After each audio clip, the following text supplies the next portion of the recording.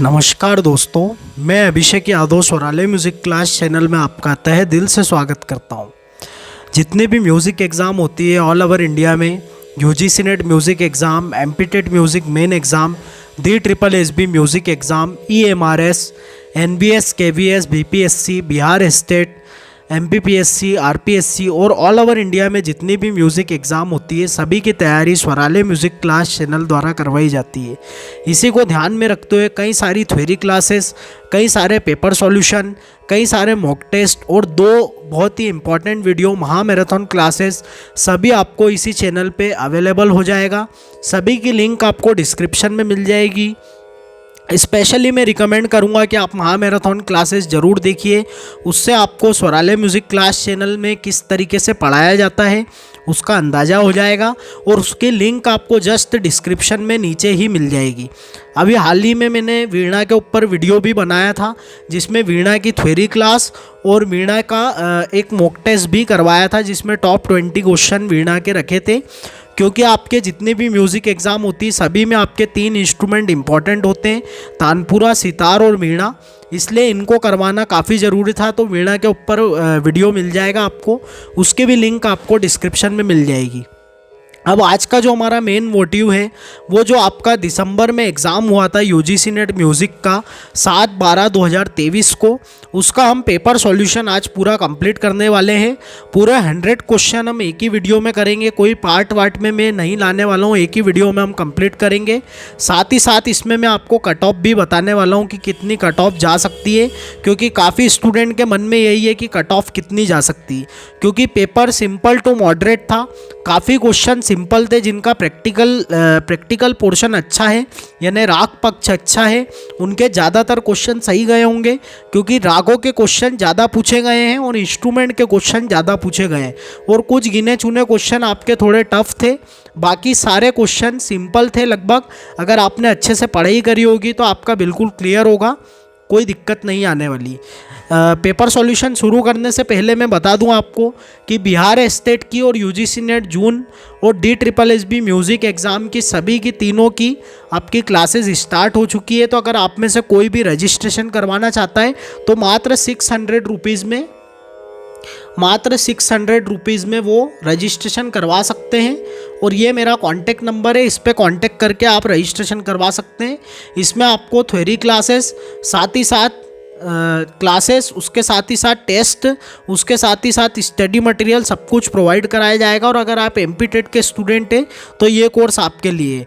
और ज़्यादा डिटेल में जानने के लिए आप मेरे इस नंबर पे कांटेक्ट कर लीजिए, ये नंबर आपको डिस्क्रिप्शन में भी मिल जाएगा। अगर आप मेरे टेलीग्राम चैनल से नहीं जुड़े हैं तो उससे भी जुड़ जाइए, वहाँ मैं आपके डेली 5 MCQ कराता हूँ। तो चलिए अब शुरू करते हैं यूजीसी नेट म्यूज़िक का पेपर सॉल्यूशन। पेपर शुरू करने से पहले मैं जो कैंडिडेट हमसे जुड़े हुए हैं काफ़ी टाइम से, 2 ऐसे कैंडिडेट हैं जिन्होंने हमको पेपर प्रोवाइड करा है, तो उनका मैं धन्यवाद देना चाहता हूं। एक काजल जी हैं जो हमारे से काफ़ी टाइम से जुड़े हुए हैं, तो उन्होंने भी पेपर प्रोवाइड करा है, तो उनको भी बहुत बहुत धन्यवाद कि उन्होंने स्वराले म्यूज़िक क्लास के चैनल के काम को सराहा है। और आगे जो यूजीसी नेट जून के लिए जो तैयारी करेंगे स्टूडेंट, उनके लिए काफ़ी ये फ़ायदा करेगा ये पेपर सॉल्यूशन, तो उनके लिए मैं धन्यवाद कहता हूँ।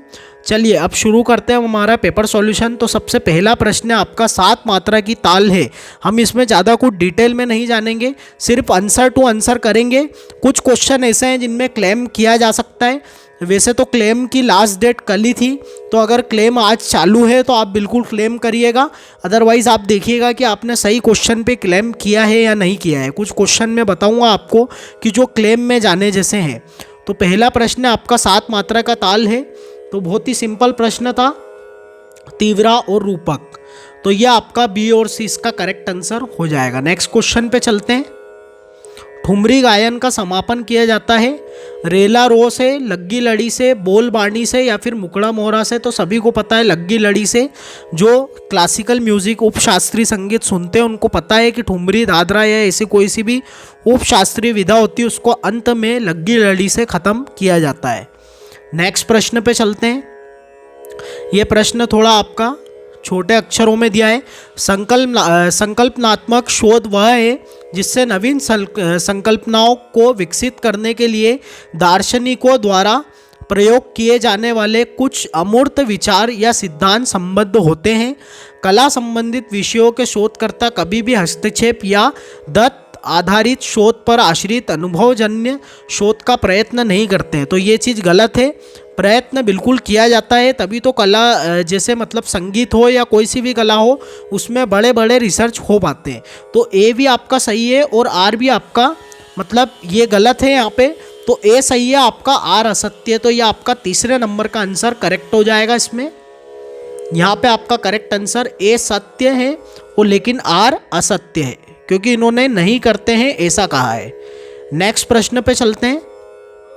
तिरोभाव का अर्थ है, तो आपका तिरोभाव का अर्थ है मूल राग में वादी स्वर बदल देना, मूल राग को कुछ समय के लिए छिपा देना, या मूल राग के संवादी स्वर को बदल देना, या मूल राग में विवादी स्वर लगा देना।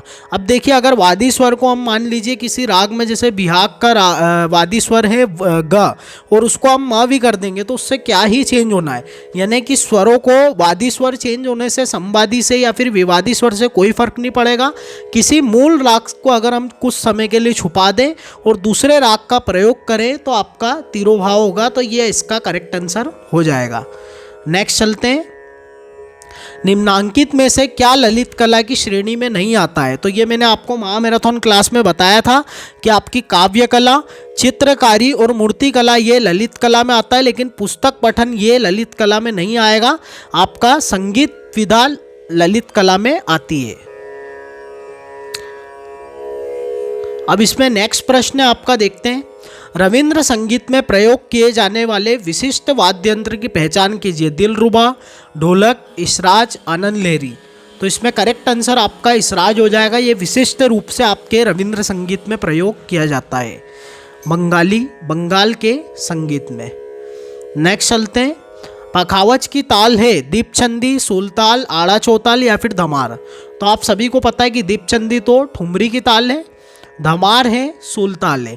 इस बार तालों से भी काफ़ी प्रश्न आए थे, तो पखावज की ताल है, धमार और सुलताल, यानी बी और सी कूट आपका सही हो जाएगा। यहाँ पे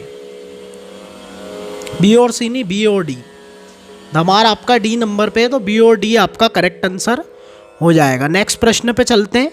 शोध प्रबंध के अंत में संलग्न महत्वपूर्ण सूचना कहलाती है अनुक्रमणिका, आमुख, ग्रंथ सूची या विषय वस्तु और परिशिष्ट। अब यहाँ पे अंत की बात कर रहे हैं, तो अंत में आपका परिशिष्ट आएगा और ग्रंथ सूची आएगी। यहाँ पे सी और ई आपका करेक्ट आंसर हो जाएगा। अगर इनको बोलते हैं कि इनको क्रम अनुसार जमाएं, तो आपका फिर अनुक्रमणिका सबसे पहला आता, उसके बाद आपका इंडेक्स जिसको बोलते हैं हम, फिर प्रीफेस आता, फिर उसके बाद आपका विषय वस्तु यानी कंटेंट आता, फिर आपका ग्रंथ सूची और फिर परिशिष्ट। इस प्रकार से ये चलता है, अगर आपको क्रम अनुसार जमाने को कहते हैं। दीप्ता आयता मृदु मध्या ये क्या है, ये मैंने बताया था आपको महामैराथन क्लास में। श्रुति जाति। मेरी आपसे दिल से रिक्वेस्ट है कि अगर आपने महामैराथन क्लास नहीं देखी है तो वो आप देख लीजिए, क्योंकि आने वाली एग्ज़ामों के लिए वो रामबाण क्लास है, मैंने काफ़ी अच्छे से पढ़ाया था और उसमें से बहुत सारे क्वेश्चन आपके हर एग्ज़ाम में बैठ रहे हैं। EMRS में भी बैठे हैं, UGC नेट में भी काफ़ी क्वेश्चन उसके बैठे हैं। तो अब हम आगे का करते हैं। पंचदश गमक है त्रिपुच्छ, मूर्छना, तिरिप या फिर धातु।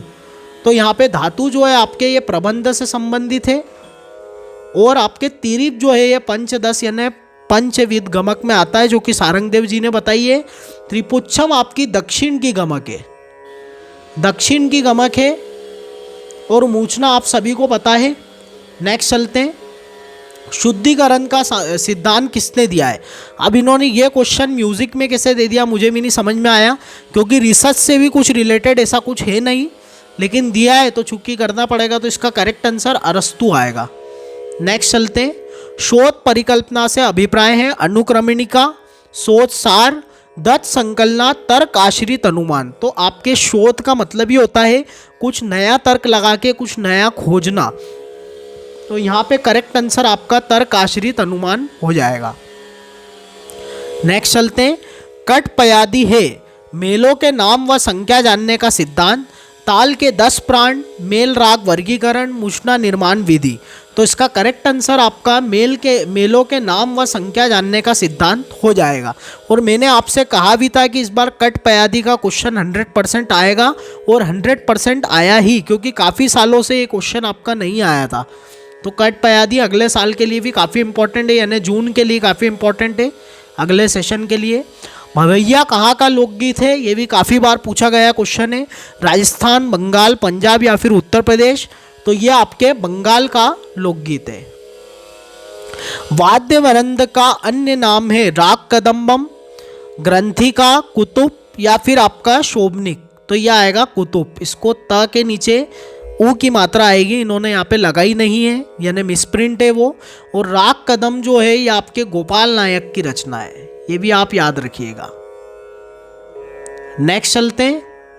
नेक्स्ट क्वेश्चन है आपका, घसीट निम्नलिखित में से किससे संबंधित है? तबला, सितार, हारमोनियम या फिर पखावज। तो ये आपके सितार से संबंधित है। नेक्स्ट चलते हैं। लोक वाद्यों में तंत्री वाद्य का प्रकार है तिरुचिन्नम, एक कालम, उड्डुक्कुई या फिर नंदुनी। तो ये थोड़ा अलग प्रश्न था, तो इसका आंसर आएगा नंदुनी। इसका मुख्य नाम है नंथुनी,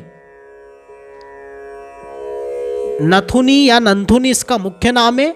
इसको नंदुनी भी कहते हैं, और ये केरल का वाद्य यंत्र है आपका, जो कि आपका तंत्री वाद्य है। नेक्स्ट चलते हैं। अंग द्रुत का अक्षर काल है। अब यहाँ पे ये सीधे आपके सप्त सुलादी ताल से क्वेश्चन है, और बहुत ही सिंपल प्रश्न है। तो अंग द्रुत जो है आपका 2 मात्रा का होता है। नेक्स्ट चलते हैं। 6 अंग होते हैं सप्तसुलादी ताल के, आप सभी को पता होना चाहिए। किस ग्रंथ में श्रुति के संबंध में श्रवणाश्रुतयो मतः कहा गया है? तो ये भी आपका सिंपल प्रश्न है। संगीत चूड़ामणि, संगीत सारामृतम, संगीत मकरंद, संगीत रत्नाकर। अगर आपने ग्रंथों की स्टडी करा है तो ये बिल्कुल गलत नहीं जाएगा। नेक्स्ट प्रश्न पे चलते हैं। निम्नलिखित में राजस्थान का लोक नृत्य कौन सा है? कावड़ी, करतार चलम, कच्छी घोड़ी या फिर गरबा। तो ये आपका कच्छी घोड़ी करेक्ट आंसर इसका हो जाएगा। नेक्स्ट चलते हैं। भिन्न को चुनिए। रविशंकर, सोनल मानसिंह, विलायत खान, निखिल बनर्जी। तो ये आपके सितार वादक है, रविशंकर, विलायत खान, निखिल बनर्जी। लेकिन सोनल मानसिंह कोई सितार वादक नहीं है, तो इसका करेक्ट आंसर ये हो जाएगा। नेक्स्ट चलते हैं। पहले से दिए गए किसी स्रोत का उदाहरण यदि अन्य किसी विद्वान ने अपने अध्ययन में दिया है तो वह द्वितीयक स्रोत कहलाता है। बिल्कुल सही। शोध में स्रोत का सीधा प्रयोग मौलिक कहा जाता है। बिल्कुल सही। तो दोनों ही तथ्य बिल्कुल सही हैं। तो ए और आर दोनों सही है, और आर ए की सही व्याख्या करता है। नेक्स्ट चलते हैं। भरत द्वारा वर्णित रस के वर्णन में निम्नलिखित में से कौन सा रस सम्मिलित नहीं है? श्रृंगार, रौद्र, वात्सल्य या विभत्स। तो श्रृंगार आपका शामिल है, रौद्र भी शामिल है, विभत्स भी शामिल है, लेकिन वात्सल्य शामिल नहीं है। वात्सल्य आपका करुण रस का मतलब करुण रस का स्थायी भाव है। तो ये आप याद रखिएगा। नेक्स्ट चलते हैं। आलंबन और उद्दीपन किसके भेद हैं? विभाव के, अनुरणन के, संचारी भाव के या व्यभिचारी भाव के। तो ये भी मैंने आपके महामैराथन क्लास में कराया था। तो विभाव 2 भेद होते हैं, आलंबन और उद्दीपन। नेक्स्ट चलते हैं। काफ़ी सिंपल प्रश्न था, ऐसा कुछ मतलब पेपर काफ़ी सिंपल था, ज़्यादा कुछ ऐसा लगा नहीं मुझे कि बहुत सारे स्टूडेंट का इस बार JRF हो सकता है अगर उन्होंने अच्छे से पढ़ाई की है। ध्वनि, श्रुति, स्वर तथा नाद को उत्पत्ति क्रम को काल क्रम अनुसार व्यवस्थित कीजिए। तो सबसे पहले आपका ध्वनि आएगा, उसके बाद आपका नाद आएगा, उसके बाद आपका श्रुति और उसके बाद स्वर। काफ़ी सिंपल प्रश्न था ये भी। नेक्स्ट, निम्नलिखित में से ध्रुवा गीति के नाम कौन से हैं? अब ध्रुवा गीति क्या होता है? जो नाट्य में आपके गायन होता है उसको ही ध्रुवा गीति कहते हैं। तो ध्रुवा गीति आपके उसमें 5 भाग होते हैं, जिसमें आपका प्रवेशिका आता है, अक्षेप्तिका आता है और प्रसादिका आता है। लेकिन विसर्जनी और भंजनी यहाँ पे कोई प्रकार नहीं आता है। तो इसका करेक्ट आंसर आपका निम्नलिखित में से ध्रुवा गीति के नाम कौन से हैं? तो यहाँ आपके 3 नाम है, A, B और D। तो यहाँ पे करेक्ट आंसर आपका फर्स्ट वाला हो जाएगा। ये भी सिंपल प्रश्न था। स्वर समूह रेपा गम रेसा का प्रयोग निम्नलिखित में से किस राग में किया जाता है? अब ये सा रे प ग म रे सा, ये आपका चलता है मियाँ मल्हार में और आपके नाइकी कांगड़ा में। तो ये आपका सिंपल है, इसमें बी और सी आपका करेक्ट आंसर यानी ये हो जाएगा सेकंड वाला। नेक्स्ट चलते हैं। भरत की वीणा का गंधार, आज के सितार का दैवत और मतंग का मध्य सप्तक, ये तीनों एक ही है। भरत ने मध्यम को अविनाशी या अविलोपी कहा है। अब इस प्रकार का प्रश्न आपके भरत ने मध्यम को अविनाशी या अविलोपी, ये आपका एमपी टेट में आया था, तो ये तो आपका बिल्कुल करेक्ट है कि मध्यम को अविलोपी कहा है भरत ने। और यहाँ पे गंधार की बात करें तो भरत की वीणा का जो गंधार है वो आपका अंतर गंधार है, जो कि 11वीं श्रुति पर स्थापित है, ये मैंने आपको बताया था। अब अगर दैवत की बात करें तो आज का जो दैवत होगा वो कौन सी श्रुति पर होगा, ये आप थोड़ा सा दिमाग चलाइए। तो यहाँ पे सितार हो या गायन की बात करें, हम दैवत की बात करें तो पंचम आपकी 17वीं श्रुति पर होता है। तो दैवत की 3 श्रुति होती है, यानी 18वीं, 19वीं और 20वीं श्रुति पर आपका दैवत होगा। मतलब कहाँ से ये सेम होगा, तो कहीं से कहीं तक भी सेम आपका ये नहीं है। मतंग की तो छोड़े, मतलब यही चीज़ सेम नहीं हो रही है, तो आगे का चेक करने से कुछ भी नहीं है। तो इसमें करेक्ट आंसर आपका कथन 1 सही नहीं है, लेकिन कथन 2 सही है, यानी चौथा वाला आपका करेक्ट आंसर इसमें हो जाएगा। नेक्स्ट चलते हैं। निम्नांकित में से भिन्न को चुनिए। कृष्ण राव शंकर पंडित, भीमसेन जोशी, बड़े गुलाम अली खां या मुश्ताक अली खां। तो यहाँ पे आपका करेक्ट आंसर मुश्ताक अली खां हो जाएगा, क्योंकि ये तीनों आपके गाने से संबंधित है। लेकिन मुश्ताक अली आपके सितार वादक हैं, साथ ही साथ सुरबहार वादक हैं, साथ ही साथ आपके पखावज वादक हैं, लेकिन मुख्य इनका सितार है, ये भी आप याद रखिएगा। और ये आशिक अली के पुत्र हैं, यानी जो आपके आशिक अली कई बार एग्जामों में पूछा जाता है, आपके यूजीसी नेट में तो ये आते ही आता है आशिक अली से क्वेश्चन। तो इनके पुत्र है आपके मुश्ताक अली खां। तो ये सितार से संबंधित है, और बाकी आप तीनों को जानते ही हैं कि तीनों गायन से हैं। तो आपके कृष्ण राव शंकर पंडित ग्वालियर घराने से हैं, ग्वालियर घराने से हैं। फिर आपके भीमसेन जोशी जी किराना घराने से हैं, और आपके बड़े गुलाम अली खां साहब पटियाला घराने से। तो ये सब आप याद रखिएगा आगे के एग्जामों के लिए। नेक्स्ट चलते हैं। ध्रुवा गीतियों या ध्रुव गीतियों का प्रयोग निम्नलिखित में से किसमें किया जाता है? जाति गायन, वृंदवादन, नाट्य या फिर ध्रुपद। तो अभी मैंने आपको बताया कि इसमें नाट्य में ध्रुवा गीतियों का प्रयोग किया जाता है। नेक्स्ट चलते हैं। 4 पंक्तियों से युक्त चौताल में निबद्ध ध्रुपद की स्थाई जिसका आरंभ सम से हो, उसकी दुगुन, तिगुन, चौगुन तथा छेगुन के क्रमशः कितनी मात्राओं का प्रयोग होगा? अब यहाँ पे ये जानने वाली बात है कि आपकी जो चौताल चल रही है, तो चौताल कितनी मात्रा की होती है? 12 मात्रा की होती है। उसके बाद की अगर बात करें हम, तो चौताल में निबद्ध ध्रुपद की स्थाई जिसका आरंभ सम से है और 4 पंक्तियों की ये बात कर रहे हैं। तो एक लाइन में 12 मात्रा, यानी 4 लाइन में कितनी मात्रा आपकी हो जाएगी? सबसे पहले ये आपको पता होना चाहिए। तो 48 मात्रा आपकी हो जाएगी। अब यहाँ पे इन्होंने क्रमशः कहा है, तो 48 से सबसे पहले दुगुन करके देखेंगे। तो दुगुन कितनी मात्रा में आएगी आपकी? दुगुन आपकी आ जाएगी 24 मात्रा में, यानी शुरुआत आपकी सबसे पहले 24 से होगी। तो डी कहाँ है यहाँ पे? पहले नंबर पे। तो अगर आगे आप नी भी चेक करेंगे तो भी आपका सही है, और मैं आपको एक बार करके भी बता देता हूँ। अब यहाँ पे तिगुन कहाँ है क्रमशः? तो 3 से 48 को जब हम काटेंगे तो यहाँ पे आपको कितना मिलेगा? 3 1 जा 3, 1 18 16।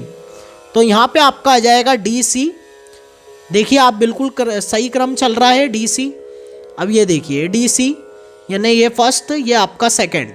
नेक्स्ट हम देखते हैं 48 अपॉन में 4 से करेंगे, तो 4 से करेंगे तो आ जाएगा आपका 12, और लास्ट में जब आप इसको 6 से करेंगे तो आपका आ जाएगा 8। तो इस प्रकार आपके DCAB करेक्ट आंसर इसका हो जाएगा।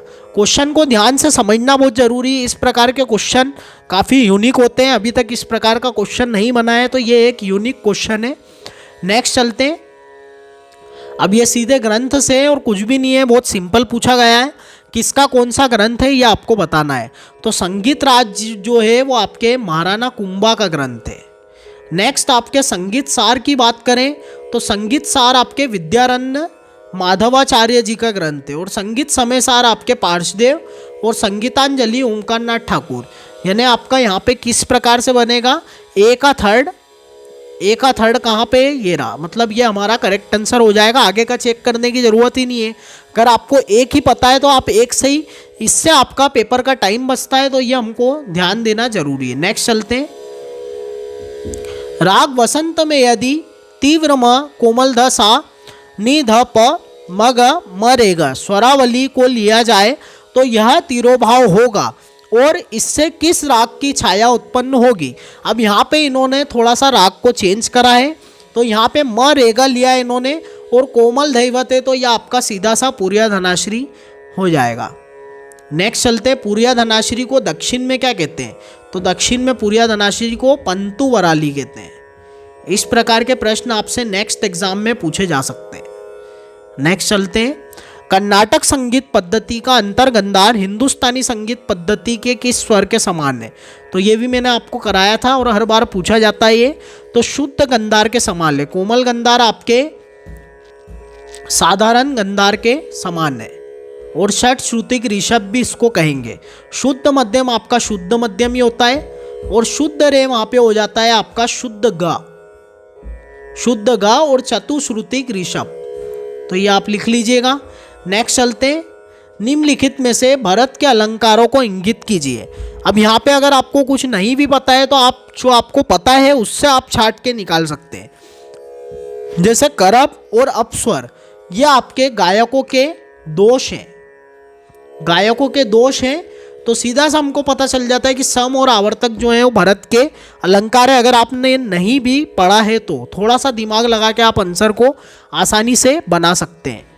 तो यहाँ पे करेक्ट आंसर आपका सम और आवर्तक यानी ए और बी, यहाँ पे यानी फोर्थ वाला आंसर करेक्ट आपका हो जाएगा। गायकों के दोष कितने हैं 25 और गायकों के गुण कितने हैं 22, तो ये आप याद रखिएगा और ये बताए हैं आपके संगीत रत्नाकर में। नेक्स्ट चलते हैं। परे की संगति वाले राग निम्नलिखित में से कौन से हैं, शुद्ध कल्याण, गोड़ सारंग, गोड़ मल्हार, छाया नट और कामोद। अब इसमें से आपको परे संगति वाले ढूंढने हैं, तो ये आपका एक तो छाया नट आपका 100% है, गोड़ सारंग आपका परे संगति का है, इसमें गरे मग परे इस प्रकार से इसमें आते हैं, तो ये गोड़ सारंग भी हो जाएगा आपका और शुद्ध कल्याण भी हो जाएगा। इसमें भी एक प्रकार की फ्रेजेस। कामोद नहीं होगा क्योंकि कामोद में रेपा चलन में चलता है, सा नि सा रे प म प ग म रे सा, इस प्रकार से कामोद चलता है। ने सा रे प म प ग म प ग म रे सा, तो यहाँ पे परे संगति नहीं है। फिर अगर छाया नट की बात करें, रे ग म प रे ग म रे सा, तो ये आपका छाया नट है, तो इसलिए इस प्रकार से ये रहेगा। मैं थोड़ा गा के भी बता रहा हूँ आपको, वैसे मुझे गाना नहीं आता है, थोड़ा कोशिश कर रहा हूँ। तो शुद्ध कल्याण, गोड़ सारंग और डी यानी कि छाया नट, तो ए बी डी आपका इसमें करेक्ट आंसर यानी सेकंड वाला हो जाएगा। नेक्स्ट चलते हैं। जगन्नाथ बुआ, फिरोज खां, वहीद खां और देवजी परांजपे। अब ये थोड़ा सा यूनिक क्वेश्चन है क्योंकि जगन्नाथ बुआ, फिरोज खां और इनके बारे में सभी जो स्टूडेंट है उन्होंने कम ही पढ़ा होगा, लेकिन वाहिद खां के बारे में बिल्कुल पढ़ा होगा क्योंकि ये आपके किराना घराने के संस्थापक है। तो अगर आप एक भी मैच कर लेते हो तो देखिए आपको यही आंसर मिल जाएगा सी का 1, तो यानी सी का 1 कहाँ पे, ये वाला पोर्शन, तो यानी आपका सेकंड वाला आंसर करेक्ट हो जाएगा। तो इसमें जगन्नाथ बुआ जी का कौन सा आएगा, ए का थर्ड यानी ये आगरा घराने के हैं, ये फर्स्ट वाला हो जाएगा। फिर फिरोज खां आपके दिल्ली घराने के हैं और आपके वाहिद खां जो है ये आपके किराना घराने के हैं और ये आपके ग्वालियर। इस प्रकार के प्रश्न मैंने दिए भी थे महामैराथन में, मुझे पता था कि इस प्रकार का पैटर्न अधिकतर पूछा जाता है यूजीसी नेट में, तो ये आप ध्यान रखिएगा। नेक्स्ट चलते हैं। ये भी काफ़ी अच्छा क्वेश्चन लगा मुझे, इसमें कोमल नी सा गमा ग सा। अब यहाँ पे ये इसको जब हम सॉल्व करेंगे, इसमें ये पूछा गया है कि षड़ज को अगर पंचम मान लें तो ये आपका कौन सा राग प्राप्त होगा। तो ये आपका अगर आप करेंगे इसको तो देखिए षड़ज को अगर पंचम मान लेते हैं हम, तो ये नीचे का आपका ये जो कोमल नी है आपका, ये आपका हो जाएगा शुद्ध मध्यम यानी कि मपा, और फिर आपका ये नी जाएगा शुद्ध नी, क्योंकि यहाँ पे शुद्ध गए तो सा से ये कितने टोन का अंतर है आपके 2 टोन का, तो जब प से 2 टोन देखेंगे तो नी आएगा। फिर उसके बाद आपका म है, यानी कि आपका हो जाएगा यहाँ पे म, फिर यानी कि नीसा तार सा, और फिर उसके बाद आपका कोमल नी, और फिर आपका सा की जगह हमने प माना है, यानी प हो जाएगा ये, यानी म प नी सा शुद्ध नी, और फिर नी प। तो ये आपके वृंदावनी सारंग में चलता है और फिर आपके तिलंग में चलता है। इस प्रकार का ये चलता है। एक बार इसको थोड़ा सा गाते हैं। सा नी सा ग म ग सा नी सा ग म ग सा। अब ये थोड़ा सा आपका कौन सा हो रहा है राग, ये हो रहा है जोग। अब इसी में प सा प म सा नी प म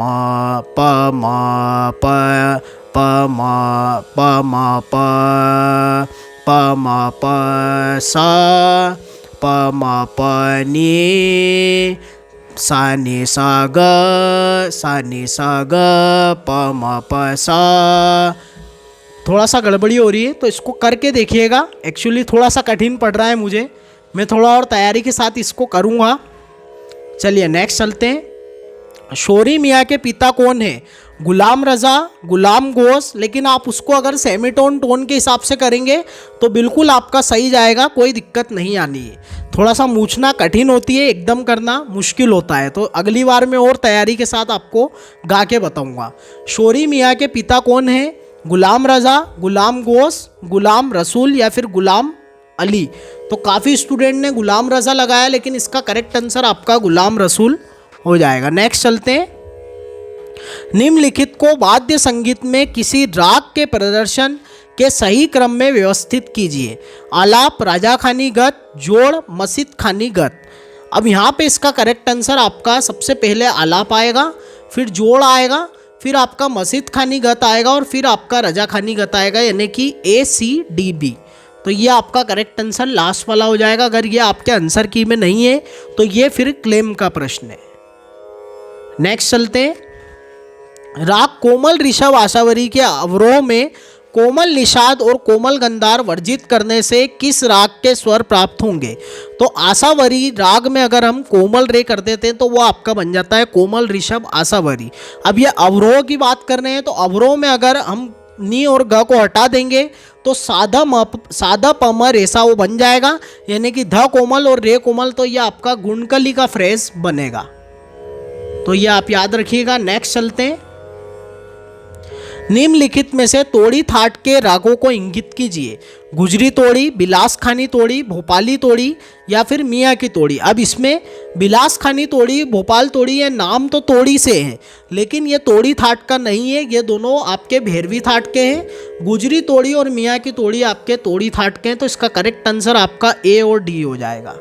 तोड़ी का निर्माण आपके तानसेन जी ने किया है, और आपके गुजरी तोड़ी का निर्माण आपके मानसिंह तोमर जी ने किया है, तो ये आप याद रखिएगा। नेक्स्ट चलते हैं। मंद्र सप्तक के सारे ग की आवृत्ति क्रमशः मध्य सप्तक के सारे ग की आवृत्ति से क्या होती है? अब यहाँ पे थोड़ा ध्यान देने वाली बात है, फ्रीक्वेंसी की बात कर रहे हैं ये। तो जब मध्य सप्तक का सा 240, रे 270 और ग आपका होता है समथिंग 288 श्रीनिवास के हिसाब से, और पाश्चात्य के हिसाब से 300 होता है, और आपके भातखंडी जी के अनुसार 301 होता है। अब यहाँ पे ये पूछ रहे हैं कि मंद्र सप्तक के सारे ग की आवृत्ति क्रमशः मध्य सप्तक के सारे ग की आवृत्ति से कैसी होगी, यानी कंपैरिजन किसके अकॉर्डिंग किया जा रहा है? मध्य सप्तक से। अगर ये शुरू में मध्य सप्तक देते और बोलते मंद्र सप्तक के सारे ग की आवृत्ति से कैसी होगी, तो आपकी दुगनी हो जाती, क्योंकि ये यहाँ पे पूछते कि मध्य सप्तक के सारे ग से मंद्र सप्तक के कंपैरिजन में। लेकिन यहाँ पे इन्होंने पूछा है मंद्र सप्तक के सारे ग के मध्य सप्तक के सारे ग की आवृत्ति से कितना होगा, तो वो आपका आधा होगा, क्योंकि नीचे की ओर चलता है मंद्र सप्तक।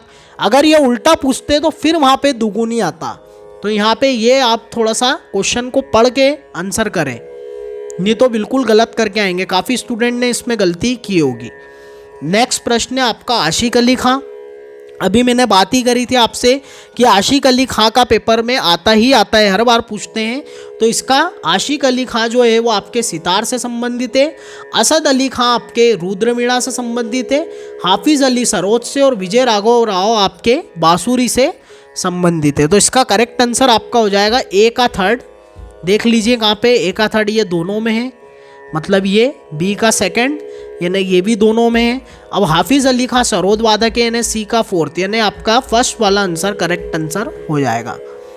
नेक्स्ट चलते हैं, टेम्पर्ड स्केल का अर्ध स्वर का माप है। अब टेम्पर्ड स्केल मैंने आपको बताई थी कि टेम्पर्ड स्केल मतलब एक समान स्केल, और एक समान स्केल तो हम सबसे बढ़िया उदाहरण लेते हैं हारमोनियम का। तो हारमोनियम का एक स्वर होता है आपका 100 सेंट का, 100 सेंट का एक स्वर होता है। अब इन्होंने अर्ध स्वर की बात करी, तो जब टेम्पर्ड स्केल है यानी एक समान स्केल, तो सभी स्वरों को अर्ध स्वर हो या एक स्वर हो, एक स्वर से एक स्वर अगर दूरी बात करते तो फिर हम उसको थोड़ा देख सकते थे, लेकिन यहाँ पे अर्ध स्वर भी आपका 100 सेंट का होगा।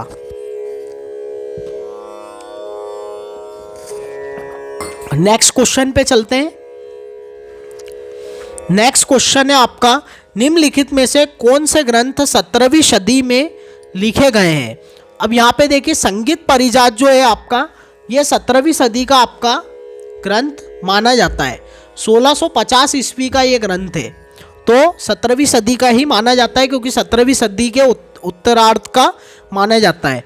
रस कौमुदी, राग दर्पण, राग तत्व विबोध और संगीत समयसार। तो अब यहाँ पे इसका करेक्ट आंसर मेरे हिसाब से होना चाहिए ए, बी और आपका डी। ए, बी, डी इसमें करेक्ट आंसर होना चाहिए। ए, सी, डी और बी, सी, डी। ए तो आएगा ही आएगा, यानी ए, सी, ई दे रखा है, ए, सी, डी दे रखा है। रस कौमुदी भी आपका, रस कौमुदी सॉरी, ये रस कौमुदी आपका 17वीं सदी का नहीं है।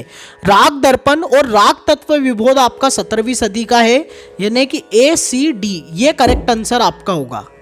और ये क्लेम का प्रश्न है, क्योंकि इसमें आंसर कुछ और दे रखा है, आंसर शीट में आप देखिएगा ए, सी, ई दे रखा है आई थिंक। तो ए, सी, ई तो होगा ही नहीं, क्योंकि संगीत समयसार आपका 13वीं शताब्दी का ग्रंथ है पार्श्वदेव जी द्वारा। नेक्स्ट चलते हैं, संधि प्रकाश रागों में अधिकतर कोमल रेधा स्वरों का प्रयोग होता है। बिल्कुल सही।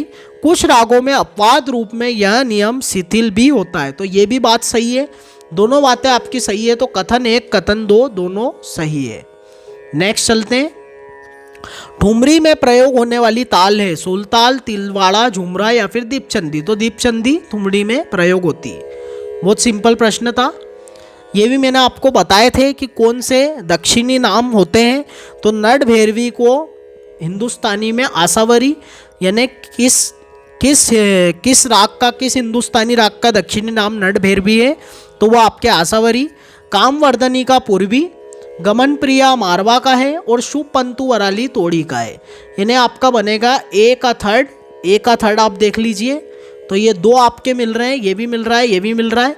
फिर कामवर्धनी बी का फोर्थ, यानी कि ये भी मिल रहा है, ये भी मिल रहा है। फिर सी का आपके गमन प्रिया मारवा, यानी कि सी का फर्स्ट, तो ये आपका मिल रहा है, लेकिन ये नहीं मिल रहा है। तो ये आपका करेक्ट आंसर यहाँ पे फोर्थ वाला हो जाएगा। नेक्स्ट चलते हैं, निम्नलिखित में से किस पुस्तक के लेखक फकीरुल्लाह है। तो ये आपके रागमाला, राग मंजरी, राग दर्पण या राग कल्पद्रुम। तो आपके किसके लेखक हैं ये? राग दर्पण के।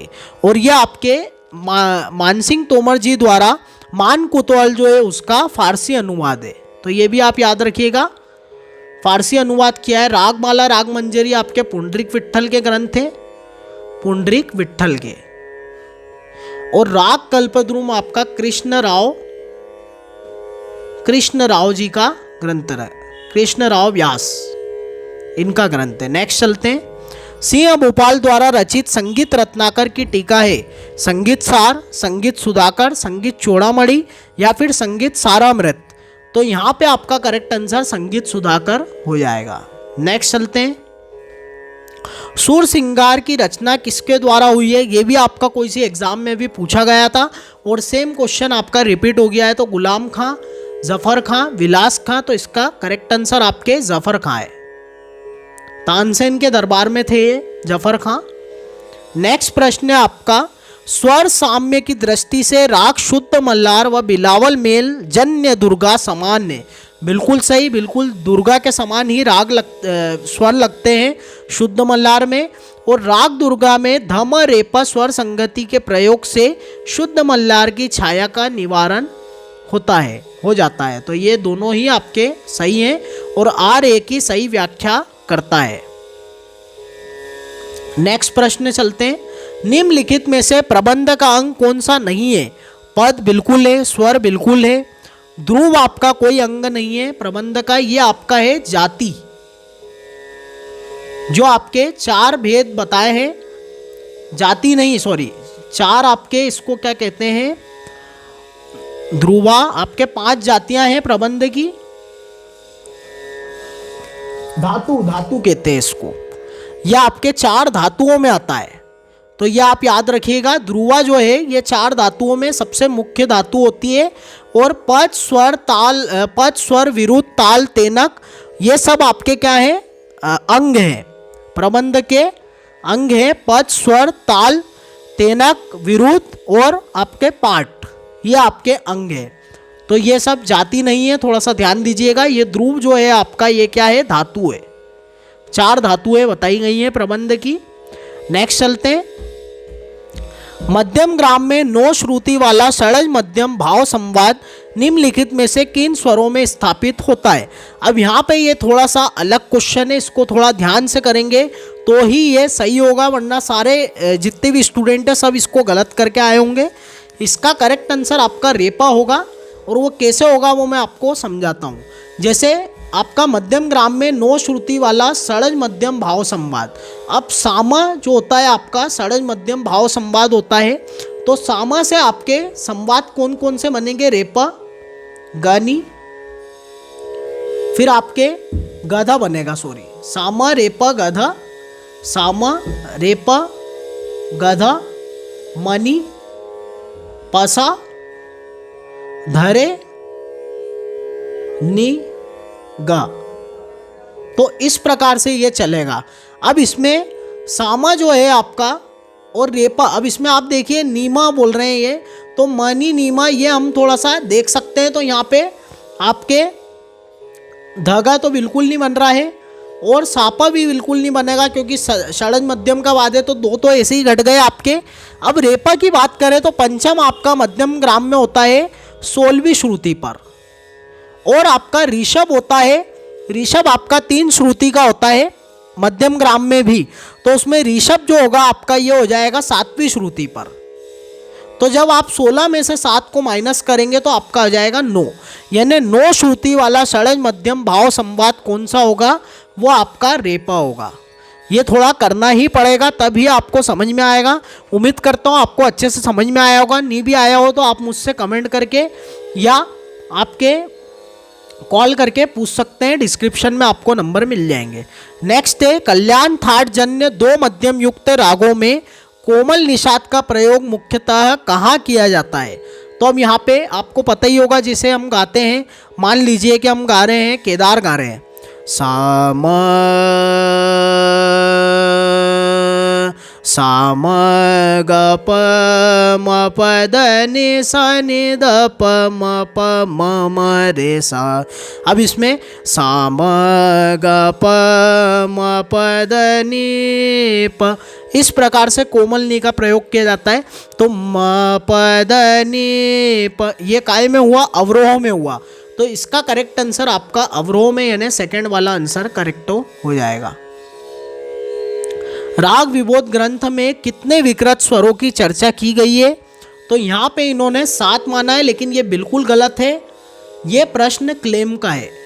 अगर आपने इस पर क्लेम नहीं किया है और अभी क्लेम की आपकी वेबसाइट खुली हुई है तो आप क्लेम जरूर करें। इसका करेक्ट आंसर आपका 15 आएगा, क्योंकि विकृत स्वर आपके राग विबोध में एक राग तत्व विबोध है और एक राग विबोध है। तो राग विबोध आपके सोमनाथ जी की है, और सोमनाथ जी ने आपके कुल 22 स्वर माने हैं। तो 22 में से शुद्ध स्वर 7 को माइनस करेंगे तो 15 विकृत स्वर इन्होंने बताए हैं, जो कि आपके ऑप्शन में नहीं है। अगर आप प्रमाण मांगेंगे तो मैं प्रमाण भी देने को तैयार हूँ, तो आप इसको क्लेम में ज़रूर दीजिएगा अगर वेबसाइट चालू हो तो। और अगर आपने क्लेम में दिया है तो बिल्कुल आपका ये प्रश्न सही हो जाएगा, इसका नन ऑफ दिस आएगा, कोई भी इसका करेक्ट आंसर नहीं है। तो ये आप याद रखिएगा, इसका करेक्ट आंसर 15 है, 15 विकृत स्वर माने हैं उन्होंने। नेक्स्ट चलते हैं। गुलाम मोहम्मद और सज्जाद मोहम्मद सुरबहार का वादन करते थे। सुरबहार अति लोकप्रिय वाद्य यंत्र था जिसका आविष्कार तानसेन ने किया था। अब ये मैंने आपको पढ़ाया भी था कि तानसेन जी ने 2 वाद्यों के आविष्कार करे, रबाब और सुरबहार। तो ये बिल्कुल सही है। इसमें इन्होंने यहाँ पे भी इन्होंने ये चीज़ गलत करी, इन्होंने कहा है ए सही है लेकिन आर सही नहीं है, इन्होंने इसको करेक्ट आंसर माना है। गुलाम मोहम्मद और सज्जाद मोहम्मद सुरबहार का वादन करते थे, इसको इन्होंने सही माना है जो कि बिल्कुल सही है। लेकिन इन्होंने सुरबहार अति लोकप्रिय वाद्य था जिसका आविष्कार तानसेन ने किया था, इसको इन्होंने गलत बात ठहरा दिया, लेकिन ऐसा नहीं है, ये बिल्कुल इन्होंने गलत करा है। तानसेन ने ही सुरबहार का आविष्कार किया था। तो इसका करेक्ट आंसर आपका ए और आर दोनों सही है और आर ए की सही व्याख्या करता है। तो यह आप सही करिएगा। तो यह आपका क्लेम का प्रश्न है। ये भी प्रश्न आपका कैसा है? क्लेम का प्रश्न है। तो अगर क्लेम करें तो इस पे भी आप क्लेम कीजिएगा, और अगर क्लेम आपने किया है तो यह आपका बिल्कुल सही जाने वाला है। निम्नलिखित में से संगीत रत्नाकर में वर्णित उत्तम वाद्यकार के लक्षणों को इंगित कीजिए। अब यहाँ पे विकल और मिश्रक जो है आपका, ये क्या है? गायकों के दोष है, गायकों के दोष हैं। तो यहाँ पे आपका करेक्ट आंसर सुभगेयता और अनेका कुविवेक, ये आपका करेक्ट आंसर हो जाएगा, यानी ए और बी, यानी थर्ड वाला। नेक्स्ट चलते हैं। रबाब और सरोद किस वीणा का परिष्कृत रूप है? तो यह आपके विपंची, पिनाकी वीणा, कात्यायनी वीणा या फिर चित्रा वीणा। तो चित्रा वीणा का ये परिष्कृत रूप है। नेक्स्ट चलते हैं। निम्नलिखित में से किस राग में विकृत स्वरों की अधिकतम संख्या है? तो सबसे ज़्यादा अधिकतम संख्या, अब इसमें भी स्टूडेंट्स ने कहीं में गड़बड़ी करी है, जय जयवंती लगाया है, लेकिन जय जयवंती में दोनों गा, दोनों निषाद लगते हैं। और यहाँ पे पूछा है विकृत स्वर, यानी एक कोमल हुआ और 2, यानी एक कोमल आपका कोमल गा और कोमल नी, यानी 2 ही विकृत स्वर हुए। लेकिन रामकली में आपके सबसे ज़्यादा विकृत स्वर प्रयोग किए जाते हैं। तो आपका रामकली करेक्ट आंसर होगा। इसमें एक फ्रेज होती है मपद हनीपा वाली, जो मैंने आपको महामैराथन में बताई थी, तो उसमें ही आपके 3 विकृत स्वर तो वहीं पे आपके आ जाते हैं। फिर एक कोमल रे भी है, यानी इस प्रकार से 4 विकृत स्वर सबसे ज़्यादा आपके रामकली में प्रयोग होते हैं। और दुर्गा में तो एक भी विकृत स्वर नहीं है, खमाज में भी एक ही है। नेक्स्ट चलते हैं। अब यहाँ पे सीधा सा आपके स्वर समूह दे रखे हैं और आपके राग आपको पहचानने हैं। तो इसमें कैसा बनेगा?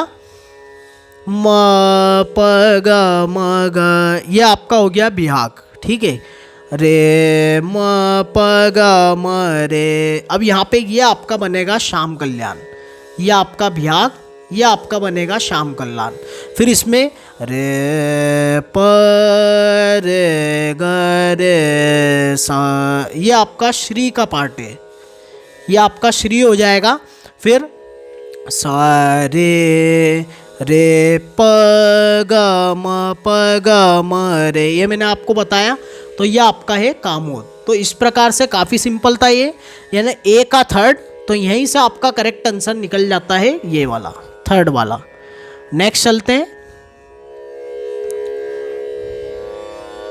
विलंबित ख्याल में प्रयोग होने वाली तालें हैं दीपचंदी, तिलवाड़ा, झुमरा या फिर जत ताल।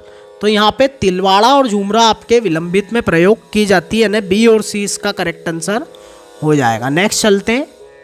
मध्यम ग्राम के पंचम स्वर कितनी श्रुति का होता है? तो सभी को पता है 3 श्रुति का मध्यम ग्राम में पंचम स्वर होता है। नेक्स्ट चलते हैं। निम्नलिखित में एक तारा वाद्य कौन से हैं? घोषका, तुनतुना, सुरिंदा या फिर रावणहत्ता। तो एक तारा वाद्य जो है, एक तार के घोषका और तुनतुना आपके एक तार के वाद्य हैं। सुरिंदा आपका 3 तार का है जिसको सारिंदा भी कहते हैं, और रावणहत्ता आपके 9 तार का वाद्य है, आप सभी को पता है। तो इसमें करेक्ट आंसर आपका ए और बी हो जाएगा। नेक्स्ट चलते हैं। निम्नलिखित में से किसने सर्वप्रथम द्वादश स्वर मूर्छना का प्रारंभ किया है? ये भी मैंने आपको पढ़ाया था, तो ये आपका मतंग मुनि इसमें करेक्ट आंसर हो जाएगा, ज़्यादा कुछ देखने जैसा नहीं है। क्रमशः गम पद स्वर के वादी स्वर को दर्शाने वाले, यानी ग का वादी स्वर वाला कौन सा राग है, ऐसे क्रमशः हमको चुनने हैं इसमें। तो ग किसका वादी स्वर है, तो वो आपका है भोपाली का। ग ध इसमें वादी संवादी होते हैं। फिर केदार में महसा होते हैं। फिर इन्होंने प माना है, तो प आपका हो जाएगा कामोद का। प रे इसमें वादी संवादी है। और फिर ध ग इसमें हमीर में वादी संवादी, यानी ये आपका बनेगा सी बी डी ए, ये आपका करेक्ट आंसर इसमें बनेगा। नेक्स्ट चलते 117 प्रश्न हमने कर लिए हैं, कुछ आपके 33 क्वेश्चंस और बचे हैं। भूमि दुंदुर्भी वाद्य है, तो ये आपका अवनद वाद्य है, यह आपका अवनद वाद्य है। फिर वाण जल तरंग आपका घन वाद्य है। तो अगर आपको ये दो ही पता है तो आप इससे ही अंदाजा लगा सकते हैं। तो ए का आपका फोर्थ, यानी ये वाला, बी का आपका सेकंड, फिर सी का आपका थर्ड, यानी बी सेकंड, यानी वाण जो है आपका ये सुशिर वाद्य, और तूर्ण आपका तंत्री वाद्य, और जल तरंग आपका घन वाद्य। नेक्स्ट चलते हैं। संगीत रत्नाकर में सालक सूड प्रबंध के कितने भेदों का उल्लेख है, तो आपके शुद्ध सूड हैं 8, 2 प्रकार के शुड माने गए हैं। प्रबंध के 3 प्रकार हैं, शुड, विपकिंड और आलिक्राम, ये मैंने आपको करवाया भी था। तो शुड जो है आपके 2 प्रकार के, शुद्ध सूड और सालक सूड। तो शुद्ध सूड आपका 8 प्रकार का है, और यहाँ पे सालक सूड पूछा है तो ये आपके 7 प्रकार का है। करेक्ट आंसर इसमें 7 हो जाएगा, ये वाला इसमें आपके करेक्ट आंसर होगा, फर्स्ट वाला। नेक्स्ट चलते हैं। राग के समय सिद्धांत के अनुसार कोमल रे और शुद्ध ग के रागों के लिए उपयुक्त समय कौन सा है, तो आयोग ने आपका बी वाला इसमें माना है 4 से 7, और कुछ हद तक ये सही भी है, क्योंकि कोमल रे वाले दूसरे समय में भी आ सकते हैं। ऐसे भी कुछ राग है जो कोमल रे और शुद्ध ग के लेकिन दूसरे समय में भी गाए बजाए जाते हैं। तो ये एग्जैक्ट इसका करेक्ट आंसर होना नहीं चाहिए था, चूंकि आयोग ने माना है तो गलत भी नहीं है, क्योंकि कोमल रे और शुद्ध ग वाले राग 4 से 7 में आते हैं। तो इसमें हम कुछ नहीं कर सकते, जो है हमको मानना ही पड़ेगा। निम्नलिखित वाद्यों को कालक्रम अनुसार इंगित करें, तो सबसे पहले और सबसे आखिरी वाले ही अगर आप देख लेते तो इसका करेक्ट आंसर मिल जाएगा। सबसे आखिरी का है मोहन वीणा, यानी आपका 4th में डी, ये देखिए 2 जगह दे रखा है। और सबसे पहले नंबर पे दुंदुर्भी आएगा, सबसे प्राचीन वाद्य, तो सी से आपका शुरू होगा, यानी सेकंड वाला आपका करेक्ट आंसर होगा। पहले दुंदुर्भी, फिर आपका मृदंग, फिर सितार अमीर खुसरो जी द्वारा, और मोहन वीणा आपके विश्व मोहन भट्ट जी द्वारा आविष्कृत राग है, सॉरी वाद्य है। नेक्स्ट चलते। नेक्स्ट आपका प्रश्न है, इसराज से मिलता जुलता वाद्य सितार, दिलरुबा, स्वरमंडल और दारबुका, तो ये आपके दिलरुबा है, और ये दोनों में ही सारिकाएं होती है, ये आप याद रखिएगा। नेक्स्ट चलते हैं। सारिका यानी पर्दे। मनी लाल नाग, बरकतुल्ला खां, इनायत खां, रविशंकर जी, तो ये सब सितार वाले जो हैं ये दे रखे हैं। तो यहाँ पे इनायत खां जी का इटावा घराना, रविशंकर जी का मैयर घराना, सेकंड रविशंकर जी का थर्ड वाला। तो ये यहाँ पे सी का सेकंड देख लीजिए आप कहाँ पे, ये रहा, यानी ये आपका करेक्ट आंसर हो जाएगा। ए का 4th आएगा। तो मनी लाल नाग जी जो है वो विष्णुपुर घराने के हैं, ये मेरे को भी नहीं पता था, लेकिन अगर आप 2 भी आपको ऑप्शन पता है तो आप आराम से आंसर निकाल सकते हैं। तो मनी लाल नाग आपके 4th नंबर विष्णुपुर घराने से। फिर बी आपके जयपुर सैनिया घराने से बरकतुल्ला खां, ये मैंने बताया भी था आपको महामैराथन में। इनायत खां आपके इटावा घराने से, और मैयर घराने से, ये यानी आपका 4th वाला आंसर करेक्ट इसमें हो जाएगा। नेक्स्ट चलते। राग जौनपुरी के आरोह में कोमल गंधार को माना जाता है। अब जौनपुरी में कोमल गंधार आरोह में लगता ही नहीं है, यानी आपके आरोह में इसका प्रयोग नहीं होता है। तो आरोह में किस प्रकार से जौनपुरी जाता है, तो ग को छोड़ के जाता है, यानी सा रे म प ग, इस प्रकार से आता है, यानी शुद्ध मध्यम से जाएगा। तो ये आपके लंगन मूलक अल्पत्व हो जाएगा इसका करेक्ट आंसर। नेक्स्ट चलते हैं, संगीत रत्नाकर के किस अध्याय में वृंद वादन की चर्चा की गई है।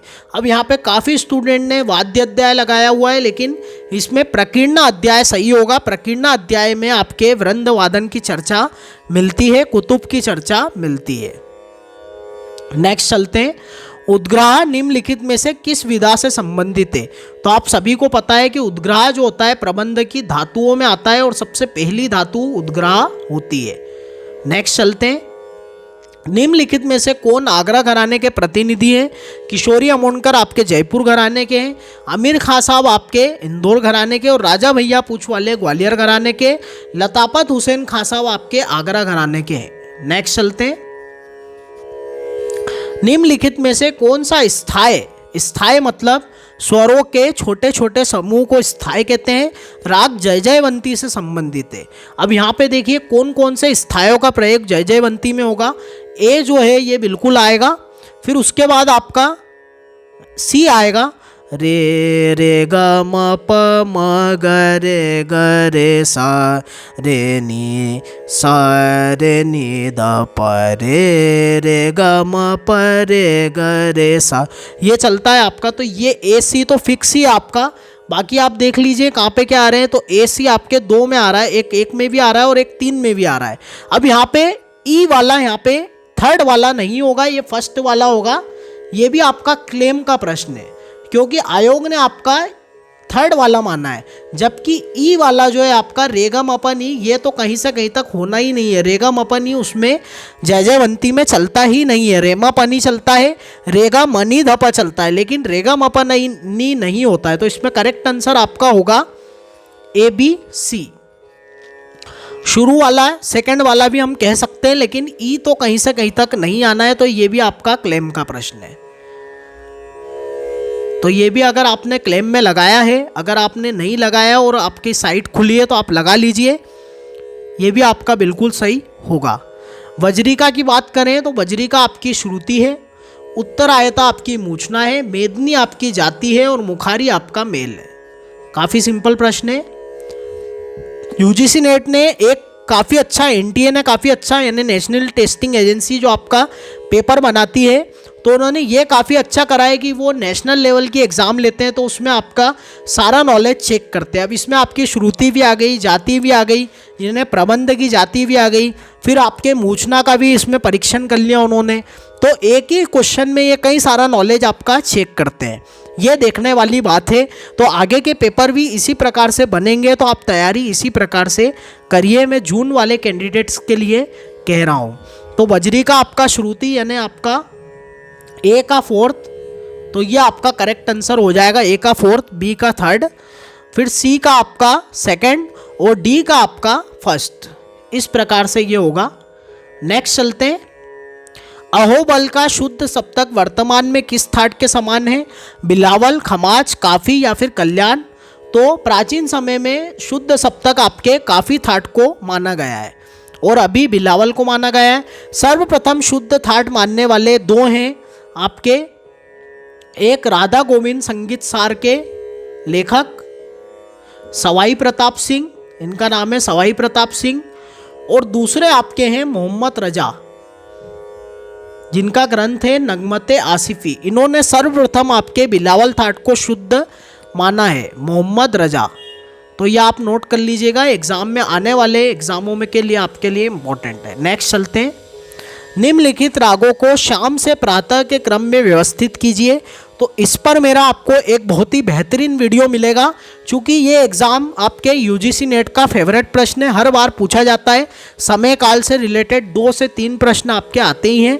तो रागों के समय काल से रिलेटेड एक मेरा काफ़ी अच्छा वीडियो है, थ्योरी क्लास नंबर 10 आपको मिल जाएगी वो, तो उसको आप देखिएगा ज़रूर। उसमें मैंने काफ़ी अच्छे से सारे रागों के समय बताए हैं किस प्रकार से, और याद भी करवा दिया है मैंने कि सारे रागों का क्या समय है।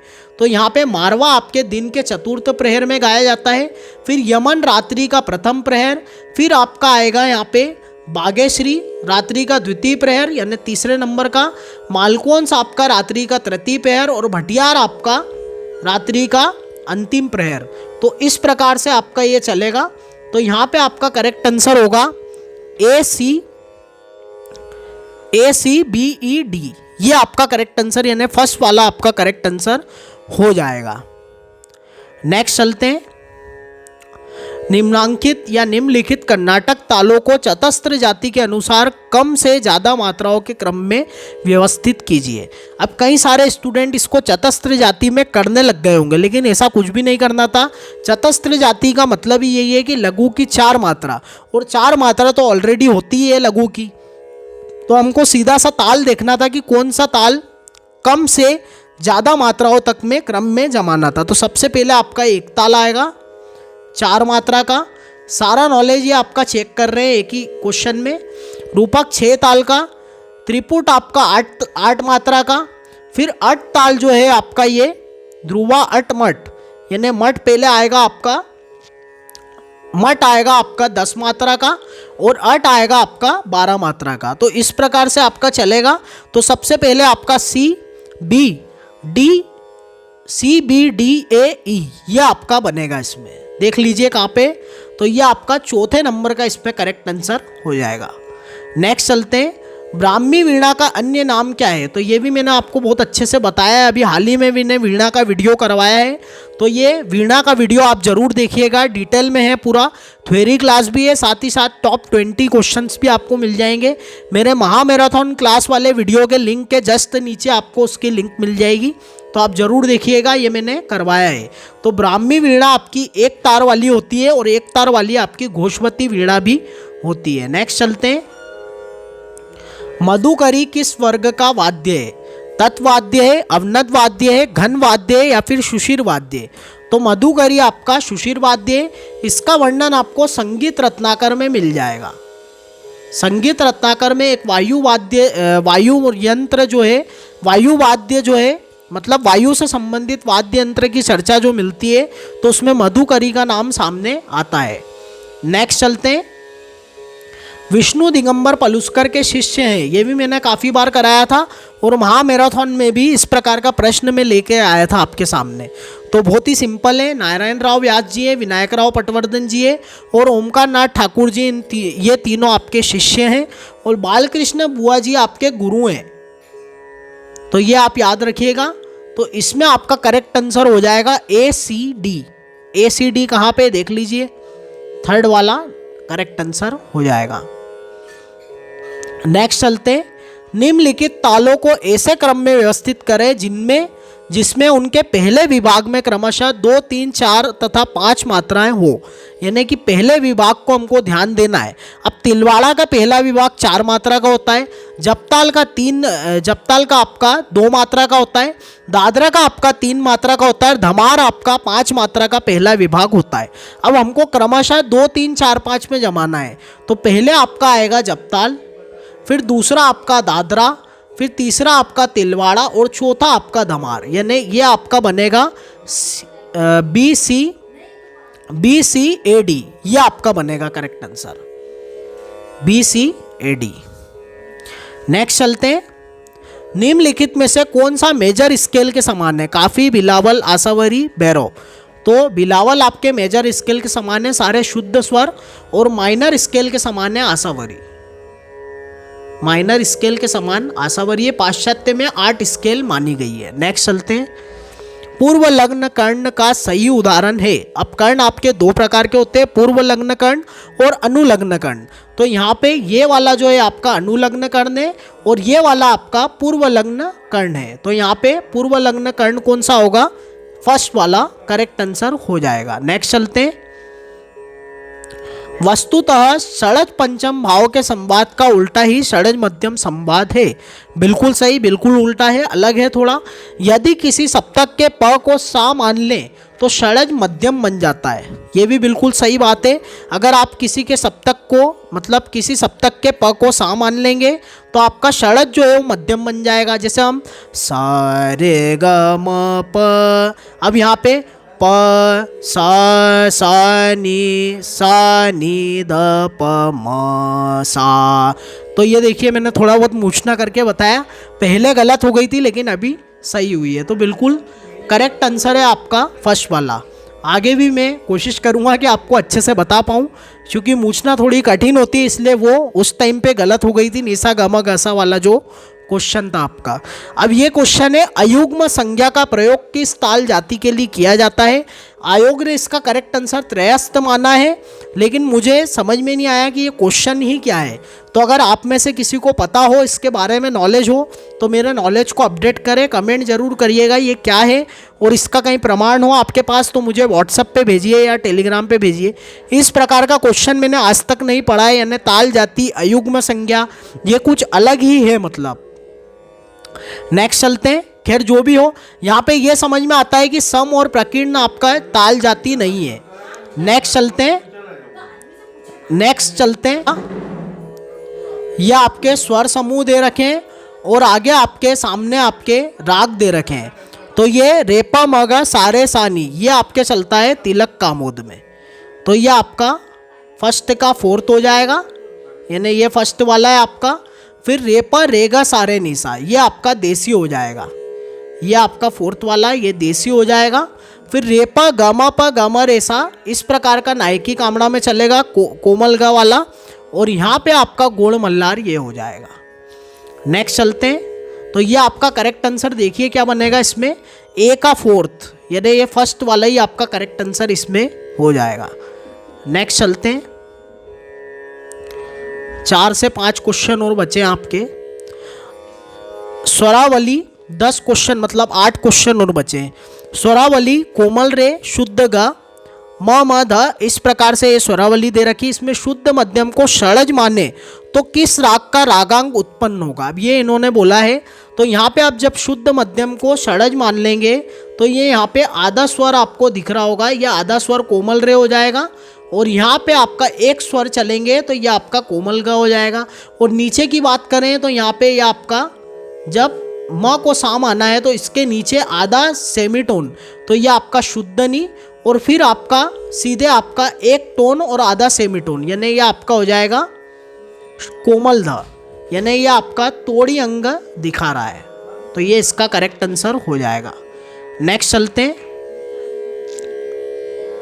ये फिर आपको एक तरफ राग है, एक तरफ स्वर समूह है। काफ़ी सारे क्वेश्चन राग के नॉलेज आपका चेक कर रहे हैं कि राग में प्रैक्टिकल पक्ष आपका कितना मजबूत है, क्योंकि हमारा संगीत एक्चुअल में प्रैक्टिकल ही है, ये आपको पता होना चाहिए और उस हिसाब से आपकी तैयारी भी होना चाहिए।